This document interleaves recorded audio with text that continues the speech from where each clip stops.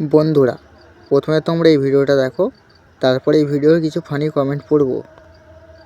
সকালবেলা ঘুম থেকেই সুমির বাবা বলে উঠলো, এই ঠান্ডায় গরম গরম লুচি তরকারি হতো না, খাওয়া দাওয়া খুব ভালোই হতো। আরে তুমি তো দেখছি তোমার ছেলের মতোই বলছো। কেন, ছেলে কি বলেছে? তোমার ছেলে কাল রাতে আমাকে বলেছে, মা সকালবেলা গরম গরম লুচি আর কাবলি ছোলাটা করো, খেতে খুব ভালোই লাগবে। তাহলে তো কোনো কথাই নেই, এবার রান্না বান্না করো দেখি। আমি আর কি করব, দেরি না করে রান্না বান্নাই করে নিই। সত্যি কথাটা কি জানো, আমার যখন বিয়ে হয়েছিল আমি একদম রান্না করতে পারতাম না। আমি যেটুকুই শিখেছি শাশুড়ি মায়ের কাছ থেকেই শিখেছি। এখন সুমির বায়না মেটাতে গিয়ে অনেক কিছু রান্না করতে হয় আমাকে। আমার সুমিকে নিয়ে মাঝে মাঝে ভয় হয়, ও তো রান্না করতেই জানে না, কি করবে পরে সেটাই নিয়ে ভাবি। সুমি তো বলে, মা আমাকে নিয়ে চিন্তা করো না, আমি সবই শিখে যাব। কথা বলতে বলতে দেখো রান্না বান্নাও হয়ে গেল। আমার সুমি লুচি একদমই খেতে পারে না। সুমি বাড়ি না থাকলে একবার তো বাড়িতে লুচি হবেই। আসো তো দেখি, এবার ঝটপট খেয়ে নাও লুচি তরকারি। এবার তুমি খেয়ে বলো তো কেমন হয়েছে রান্না। আরে আগে আমাকে খেতে দাও, পরে আমি বলছি। সত্যি রান্নাটা খুব সুন্দর হয়েছিল। আমি আবার ফিরে আসবো তোমাদের জন্য নতুন একটা ভিডিও নিয়ে। তো চলিए शुरू करते हैं।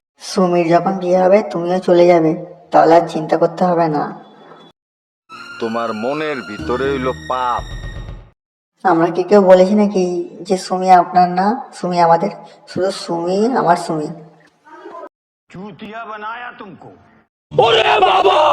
কি ব্যাপার, সুমি নেই তাও সুমির ভাবে খেতে ইচ্ছা করছে? আমি তো কিছুই বুঝতাম পারতেছি না।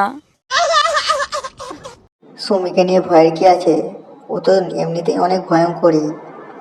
এই কথা যদি আরেকবার তুমি মুখে আনো না, তোমার ওই মুখে আমি ঝামা ঘষা দিব।